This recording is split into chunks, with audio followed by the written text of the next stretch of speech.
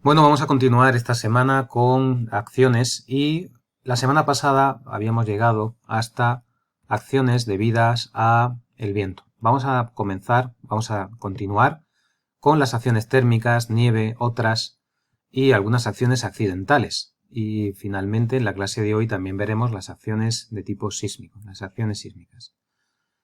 Para la temperatura, la acción se divide, es importante ver los efectos. Pues un efecto aquí representado una especie de barra y lo que llamamos variación uniforme supone un alargamiento, ¿vale? Y el gradiente térmico lo que va a suponer es una curvatura de flexión. Esta situación es característica de una cara superior del tablero, pues más caliente o más fría que la inferior. Entonces, las instrucciones, el eurocódigo en general nos va a plantear las dos y aquí vamos a ver pues cómo se caracteriza a falta de tomar medidas para afinar, pues cuál es la manera de caracterizarlo con una instrucción. En primer lugar, tenemos que distinguir los tipos de tablero. Tenemos tres tipos, tablero de tipo 1, 2 o 3. El tablero de tipo 1 es un tablero de acero con sección cajón, viga armada o celosía, pero fundamentalmente el material es acero. El tipo 2 son tableros mixtos, formados por una losa de hormigón y unas vigas o un cajón metálico. Y el tercero va a ser tableros de hormigón armado o pretensado. Evidentemente el comportamiento térmico de los tres pues va a ser diferente debido al material, ¿vale? Vamos a ver primero cómo caracterizamos la variación uniforme. En primer lugar, vamos a ver cómo se caracteriza la temperatura máxima y mínima del aire. El primer parámetro va a ser la temperatura máxima del aire a la sombra, T mayúscula max. Este parámetro se obtiene de un mapa de isotermas, como indicamos aquí, y el dato está asociado a un periodo de retorno de 50 años. Tendremos, lógicamente, que escalarlo a 100 años para tratarlo para acciones en puentes. La temperatura mínima está asociada a un periodo también de retorno de 50 años y también vamos a tener un mapa de zonas y una tabla. Como pasaba en la evaluación del viento, vamos a tener una corrección para periodos de retorno diferentes. Es un factor que viene calculando, que se establece de esta forma, ¿vale? Y podéis consultar en la IAP exactamente para el valor para la probabilidad para 50, para pasar de 50 a 100 años, ¿vale? Aquí os muestro el mapa de isotermas, como veis es muy general, y nos dice pues, la temperatura máxima anual del aire, ¿vale? Esta es la temperatura en el aire, pero no penséis que esa es la temperatura que va a haber en la estructura, puesto que, como sabéis, hay una transmisión de calor y si en el aire hay, por ejemplo, 50 grados, en el acero puede haber 80 y en el hormigón puede haber 60. Todo depende, lo que se transmite no es la temperatura, sino el calor. Y el material, a través de la temperatura, manifiesta cómo ese fenómeno físico que es el calor se materializa, ¿vale? Entonces siempre el acero va a estar más caliente, aunque nosotros le transfiramos la misma, porque los coeficientes de transmisibilidad pues también están tabulados, ¿vale? Fijaros que este mapa, como digo, coincide con el mapa correspondiente al código técnico de la edificación, ya que está planteado para 50 años de periodo de retorno. Se distinguen en nuestro país pues, varias zonas climáticas. Ahí tenéis desde la 1 a la 7 para la temperatura mínima del aire. Este mapa es para temperatura mínima del aire, tendremos distintas zonas y como siempre indico, esto es en general. En general estos parámetros van a ser muy conservadores, pero si por ejemplo hay que hacer una intervención en una estructura en Sierra Nevada, merece la pena conocer de verdad cuál va a ser la temperatura y el rango térmico que vaya a haber ahí de verdad. La variación uniforme de temperatura requiere el cálculo de dos parámetros, ¿vale? Un valor de temperatura mínima y un valor de temperatura máxima que se va a obtener a partir del valor mínimo de las tablas escalado con el factor de probabilidad para ponerlo en 100 años de periodo de retorno, más un incremento.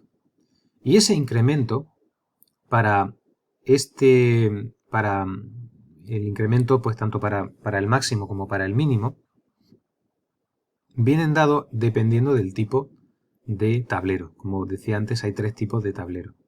Entonces, el incremento de temperatura, veis que si es para mínimo, pues en acero, en mixto o en hormigón, ¿vale? En acero alcanza un valor más alto en mínimo, fijaos, -3, +4 o +8.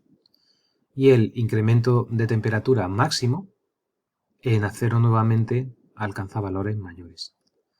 El coeficiente de dilatación térmica, sabéis que de ambos materiales, hormigón y acero, por eso hay compatibilidad, son muy similares, ¿vale? Entonces, fijaros que para material, aunque aquí pone 16, 12, 10, pues son unos valores parecidos, y por eso los empleamos en construcción, porque malo sería un material que frente a una temperatura se dilatase muchísimo más que el otro, dejaría de haber un contacto, ¿vale? Bueno, pues estos valores del coeficiente alfa los tomaríamos de aquí para hormigón, para acero, para incluso acero inoxidable, que en determinadas zonas pues puede ser necesario. ¿Cuál es el rango de variación uniforme? Por un lado definimos T0, que es la temperatura en el momento de restringir dilataciones. Esto es importante porque la temperatura o la carrera de temperatura sobre un tablero no debe de aplicarse con su valor absoluto máximo, ya que en el momento de construirlo existe una temperatura y a partir de ahí los incrementos de temperatura suponen dilataciones y los decrementos contracciones, ¿vale? Asumimos, a falta de más datos, 15 grados, con lo cual si nosotros tenemos hasta un valor, imaginad 40 o 50 grados, no se aplican 50 grados, sino desde 15 hasta 50 grados, ¿vale? Y lo mismo con el límite inferior, ¿vale? Esto es lo que se llama la variación térmica, la máxima menos la mínima, pero en medio estaría estos 15 grados, que es en torno a los cuales se dilata la estructura o se contrae. Aquí lo veis, la variación en contracción o la variación en dilatación, ¿vale? Ya digo, a falta de más datos, T0 serán 15 grados. ¿Qué es el gradiente térmico vertical? El gradiente térmico vertical es una diferencia de temperatura entre la cara inferior y la cara superior, o la tabla inferior y la tabla superior en una sección de tipo cajón, en un puente, que nos va a definir una tendencia a flexionar el tablero debido a dilataciones. Nosotros, ya digo, el efecto térmico, este efecto de gradiente térmico, lo que hace es que cada fibra lo que va a hacer es alargarse como si se le estuviese aplicando, es decir, cuando se restringe ese alargamiento, lo que aparece es un momento flector. Cuando se restringe, voy a ir para atrás, cuando se restringe esta variación uniforme, lo que aparece es un axil. Cuando se restringe el gradiente térmico, lo que aparece es un momento flector, y hay que tenerlo en cuenta. Voy a avanzar. Para el gradiente térmico, ¿vale? Tenemos una tabla para espesor de pavimento de 50 milímetros y esta tabla de la IAP, nos produce la componente de la diferencia vertical de temperatura para tableros de tipo 1 y de tipo 3. Veis que la tipología acero, mixto u hormigón, pues para 1 y para 3 nos establece cuál va a ser la fibra superior más caliente, la temperatura, y la fibra inferior más fría, y entre medias se hará una interpolación, ¿vale? Esto para puentes mixtos no es así exactamente. Ahora veremos un poco alguna regla para puentes mixtos. Y decía aquí que es para 50 milímetros de espesor de pavimento. Hay una corrección para otros tipos de pavimentos que vienen dados por esta tabla para otros espesores de pavimento. Y influye, por ejemplo, la impermeabilización, etcétera, ¿vale? Y los espesores. Para puentes mixtos tenemos unos modelos en el Eurocódigo en los cuales, pues obviamente la losa de hormigón va a tener un incremento, un gradiente, y la parte inferior metálica otro. Entonces, en función de esos dos gradientes, lo que vamos a tener es, pues no solamente algunos axiles, esto veis que sería pues una solicitación más parecida a la flexión compuesta, y aquí abajo igual, ¿vale? En calentamiento, la sección de acero la vamos a considerar 18 grados más caliente respecto a la del hormigón, y en enfriamiento la sección de acero 10 grados por debajo de la del hormigón. Es decir, en puentes mixtos afecta significativamente este gradiente, ya que, como hemos dicho antes, aunque en el exterior haya una temperatura en el aire, haya una temperatura, el hormigón y el acero, ese calor, que es el parámetro físico, se transfiere y se manifiesta de manera diferente. Y el acero coge siempre mucha más temperatura y por lo tanto mucha más dilatación, ¿vale? Este gradiente provocado por la diferencia de los dos materiales es muy importante tenerlo en cuenta en tipología mixta. También se habla de una diferencia en horizontal, es decir, en transversal, que tiene que ver con la longitud de voladizo y con la altura de paramento. Esto podéis verlo en la tabla 4.3f y como digo, estas transparencias no pretenden sustituir la consulta y la lectura de la IAP o de los eurocódigos, con lo cual os aconsejo que lo miréis ahí para que os quede claro exactamente a qué nos referimos, ¿vale?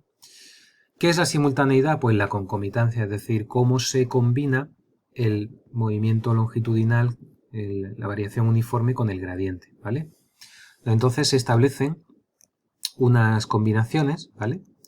Donde aparece la variación uniforme, ¿vale? Junto con el gradiente concomitante, ¿vale? Aquí aparece a momento y aquí aparece axil, ¿vale? Son la M y axil, ¿vale? Esta será entonces la variación, el gradiente, y esta será la variación uniforme, y viceversa, ¿vale? Entonces, con WN 0.35 y WM 0.75 estableceríamos combinaciones en las cuales la variación uniforme sea la acción dominante y esta sea la que va acompañando. No podemos pretender que cuanto más, como decía, pues para mantener una isoprobabilidad, cuando la variación uniforme tiene los valores máximos, no tiene por qué ser los máximos del gradiente. Los máximos del gradiente se establecen sobre todo también en situaciones en las que la cara superior está más caliente que la fría y se dan típicamente al amanecer, al anochecer, mientras que el máximo aquí, que es la variación uniforme de temperatura, pues se va a dar típicamente en la hora central del día donde más calor haga o en la noche donde más frío haga, ¿vale? Hay un momento en el cual todavía la cara superior del tablero está caliente, la parte inferior fría, y eso está recogido en esta parte. Entonces la manera de combinarlo es así. Entraría esta como dominante y aquí en esta de arriba tendríamos, esto es el gradiente térmico y esto es para la variación uniforme, ¿vale? Hay 8 combinaciones porque hay 2 entrando solamente la variación uniforme, el gradiente o la variación uniforme, ¿vale? Y luego las combinaciones, las zonas donde sean más desfavorables con el concomitante, ¿vale? La siguiente acción es bastante sencillita, es la nieve. Para la nieve solo se considera, como decimos aquí en puentes situados en zonas de alta montaña o durante la construcción. En general, para altitudes superiores a 2200 metros tendremos que realizar un estudio específico. Un estudio específico si sospechamos que la nieve pues va a tener acumulaciones. Pues la nieve no estudiamos el frío que aporta a la estructura, no, es el volumen de nieve que va a ser una carga, pero además también habrá situaciones, sobre todo cuando haya celosías metálicas, en las cuales la nieve se puede adherir y nos va a generar un espesor de hielo que va a ser muy importante tenerlo en cuenta cuando es concomitante con el viento. Celosías que se hielan frente a la acción del viento, lo que hacemos es que aumentamos tremendamente el área expuesta y es posible que un viento moderado nos genere grandes acciones de viento. Eso es muy importante tenerlo en cuenta, ¿vale? Por ejemplo, son estructuras offshore, se tienen mucho en cuenta porque normalmente, si sobre todo están en el Mar del Norte, pasan buena parte de su vida pues congelada, ¿no? Entonces vientos no muy fuertes, pues esa idea también hay que tenerla en celosías, en puentes metálicos, en puentes mixtos, porque el hielo adherido puede provocar no solo peso, sino modificación del área para viento. La sobrecarga de la nieve primero se estima en terreno horizontal con un valor característico SK, ¿vale? Esto, como siempre, está tomado del código técnico de la edificación, es decir, 50 años de periodo de retorno, en función de la altitud y en función de la zona climática. La zona climática pues lo tendremos también tipificada dónde es, pues nos va a aparecer una acumulación u otra, ¿vale? La acción característica Q sub K va a ser 0,8 de SK. el 80% de lo que se acumula en terreno horizontal, ¿vale? Además hay que tener en cuenta acumulaciones locales de nieve y la variación de la densidad de la nieve con la altitud. Y es que, así como si la altura es menor de 800 metros, pues la nieve puede tener una densidad de 1,5 en peso específico, perdón, kilonewton metro cúbico. Este valor puede pasar al doble para altitudes entre 2000 a 1500, es como que se empaqueta más y la densidad por lo tanto es mayor. Eso también lo tiene en cuenta la norma. Pasamos ahora a otras acciones variables y aquí pues no es que no sean importantes, pero lo voy a ver de una manera muy de pasada. Por una parte, la acción del agua, que va a tener un empuje hidrostático y un empuje hidrodinámico, ¿vale? La expresión es muy parecida a la acción del viento, un medio de ρ v cuadrado t, esto es una presión, ¿vale? Y un coeficiente de forma y un área expuesta. Esto en unas pinceladas muy generales, hay que acudir a literatura especializada, sobre todo para empuje del agua sobre pilas, si las pilas tienen algún tipo de tratamiento para evitar estas acciones, etc. Por otro lado, vamos a tener otras acciones, otras sobrecargas en situaciones transitorias, por ejemplo, las acciones de equipo, maquinaria, material almacenado. A modo de comentario, pues por ejemplo, cuando se está calculando un paso inferior, pues es importante considerar que durante la construcción hay un desnivel de tierra y que incluso puede haber maquinaria en un sitio o en otro y esa maquinaria empuja en una hipótesis asimétrica, pues hay que tenerlo en cuenta. Cuando hay alguna otra sobrecarga, se debe de hacer constar en planos los valores de la sobrecarga de construcción, ¿vale? Los planos son el documento más importante de un proyecto y si os fijáis en los planos que os hemos dejado, pues es importante que veáis las notas y los comentarios.